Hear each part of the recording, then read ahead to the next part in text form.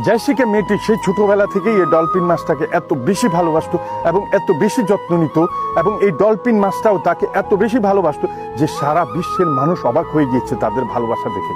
মানুষ দূর দূরান্ত থেকে অনেক টাকা পয়সা খরচ করে তাদের শো দেখতে আসতো।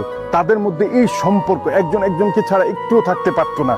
কিছুদিন আগে এই জেসিকা 4 দিনের জন্য নিউ ইয়র্কে গিয়েছে এবং এই মাছটি ভেবেছে যে তার ভালোবাসা শেষ। জেসিকা মনে হয় একদমই চলে গেছে, একবারেই চলে গেছে। এরপরে 4 দিন পরে যখন ফিরে এসেছে, এই মাছটি একটা শোর মধ্যেই এই ভালোবাসার মানুষটাকে খেয়ে ফেলেছে, ধ্বংস করে দিয়েছে। এর মানে বুঝেছেন? আসলে সত্যিকারের ভালোবাসা বলতে কিছুই নেই। প্রেম ভালোবাসা আসলে পৃথিবীতে সত্যিকারের ভালোবাসা কিছুই নেই। এই যে আপনার আপনজনই কিন্তু আপনাকে ক্ষতি করছে, আপনার ঘরেই কিন্তু আপনার বড় শত্রু। দুধ কলা দিয়ে কিন্তু কাল সাপ পুষতেছেন, আপনি জানেন? আপন জনের দ্বারাই আপনার ক্ষতি হচ্ছে বেশি। চোখ কান খোলা রাখুন, সাবধান। বেশি ভালোবাসাও আবার ভালো না। ধন্যবাদ।